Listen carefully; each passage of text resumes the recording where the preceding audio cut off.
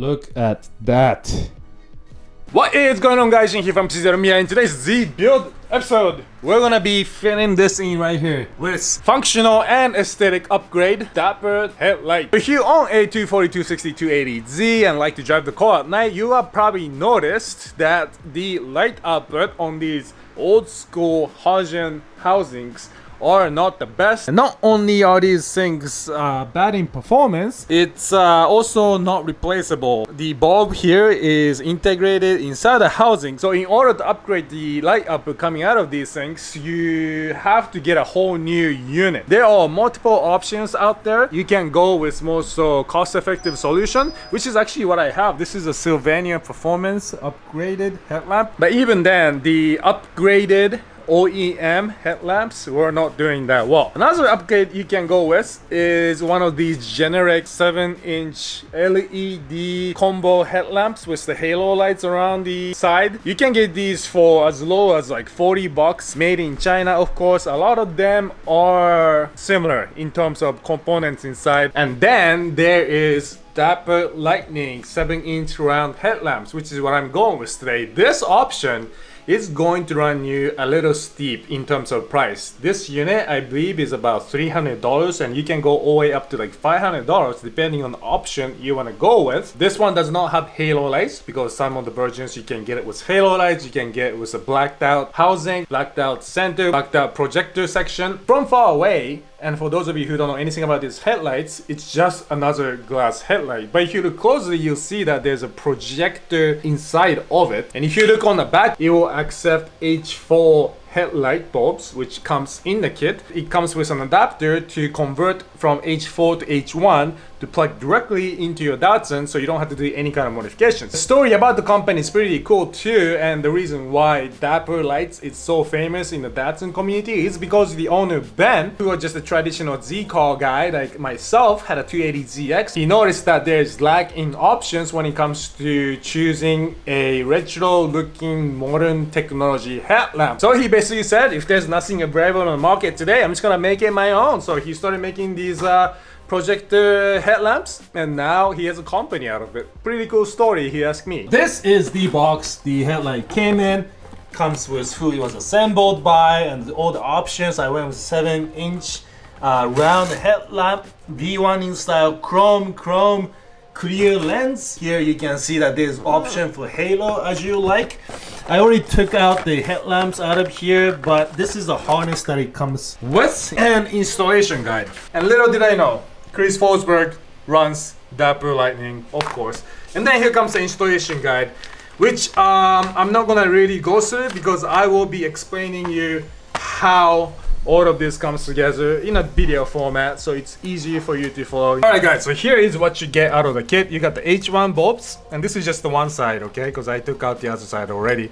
H1 bulb that comes into the kit included. Over here you got a diode that needs to be hooked in, an adapter that goes in from the H1 bulb to the H4 setup for the 240 or 280Z. I'm just gonna start assembling the headlamp, so it's good to go on the wiring side of things.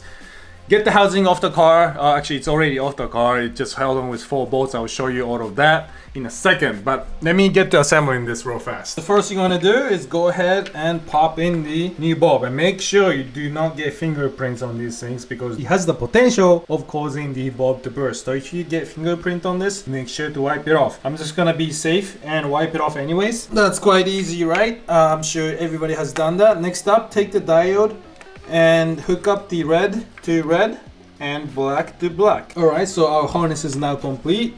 You just wanna clip in this plastic connector, and then you wanna hook up the green terminal to the center and then black to the side. Alright guys, because I just had my car painted, I told the paint shop to just leave the headlight buckets out of it, or headlight housings out of it, because I was gonna replace it anyways. But it's pretty simple, right? Here's what you get. It's held in with 4 bolts, 1 on each corner from the back, like that. So here's a stock, or should I say stock replacement headlamp that's gonna be removed out of this housing here. So let me just go ahead and do that so I can show you how everything comes apart and goes back together. Alright, first of all, I'm just gonna remove these 1, 2, 3 screws that's running on the side. Oh, and it just comes right out like that. So here is why you need that adapter that's included in the kit. You need to convert the system from H4 to H1. I don't need this anymore.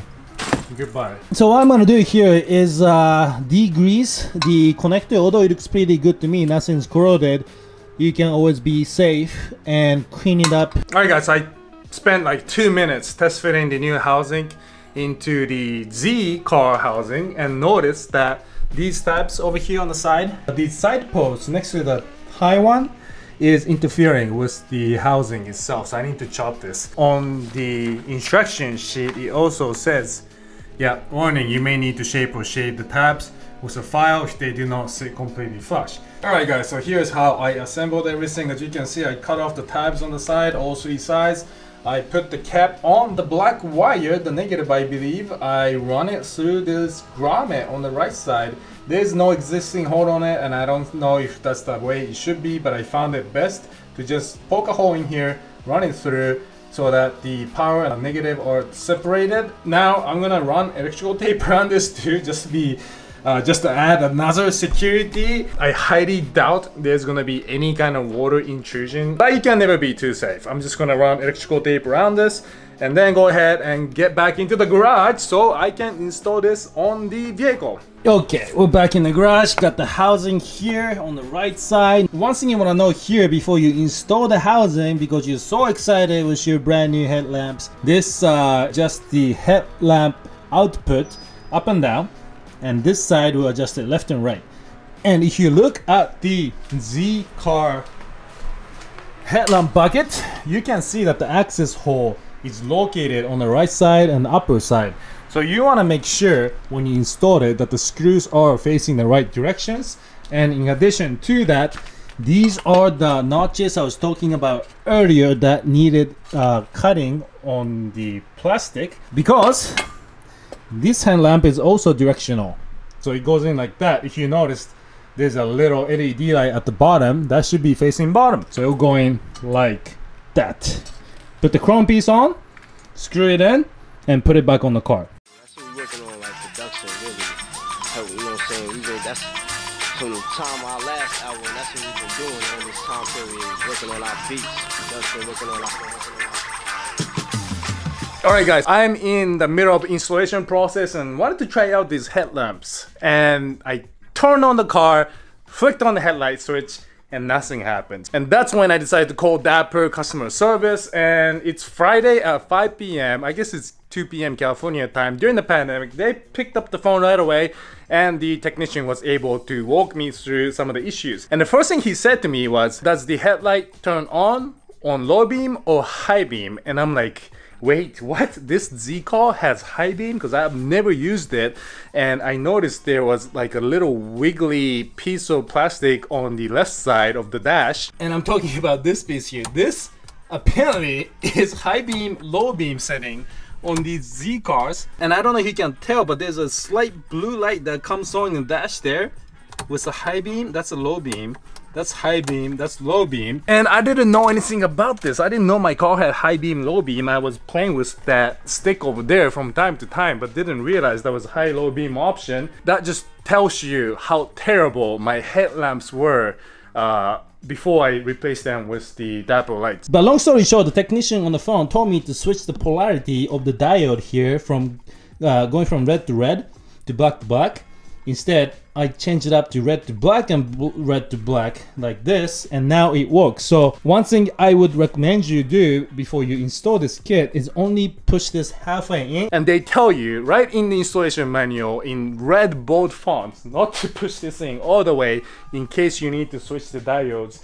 And I did. And I was struggling a bit when I was removing these connectors because once it goes in, it's very hard to remove. Alright guys, so I spent like an hour and a half, maybe even 2 hours, fitting the headlights back in the bucket where it belongs. And it took that long because I kept adjusting the tilt left and right and up and down as well as the rotation. Because what I ended up doing was, if you remember those tabs on the back of the headlamp that was sticking out, I just chopped it completely off because it wasn't just lining up, which actually was a good idea because then it allowed me to adjust the headlamp left and right just ever so slightly, so it was perfect for me. And now look at that. I like the look. It gives the car a retro modern look. And that's perfect. A lot of people go with the halo light around the circle. To me, I think that makes the car too modern. I like this look, especially with the fender mirrors. Chrome, on chrome, because I'm gonna keep the chrome trims. Of course, like I said, you can get this in black housings and black projector chrome areas and all that, so you can have a blacked out look if you want with like a demon eyes, whatever is possible. So now, moment of truth. Let me show you what these sexy lights look like in the dark. And actually I'm gonna crack this door open so it's not pitch dark in here. Lights off and lights on. All right, check that out. Woo! And look at the cutoff line over there too, huh? Nice and straight. I have not adjusted the height. If you guys have never done the adjustments on these cars, or any car for that matter, Dapper Lightning is kind enough to include exact instruction on how to set this up so you don't blind people and you have clear visibility. Look at that. Oh, and one thing I forgot to tell you is that it's got high beams now, right? So let me hit this light again. Ooh, look at that. Low beam, high beam. Low beam, high beam. So what's cool about these headlights is that it's got a mechanical flap inside of them, and that's one of the reasons why these headlamps are more expensive than traditional ones without the high beam option, because there's literally an electric motor that goes up and down, which allows you to run these high beam and low beam. So look at that. How cool is that? You can hear it flapping up and down. Yeah. So now I can say hi to fellow Datsun owners, which is basically zero here in Michigan. It's very rare for me to come across another Datsun car. But you know, 350Zs, 370Zs, I want to say hi. I can do the flapping, and they'll actually notice my high beams turning on because my existing headlamps, as you probably know if you own an S30 car, high beam, low beam doesn't make that much of a difference. So that is it for today, guys. If you liked the video, hit the like button. If you want to get updates on this car, please hit the subscribe button, hit the bell next to it. Much appreciated. See you in the next episode. Peace out.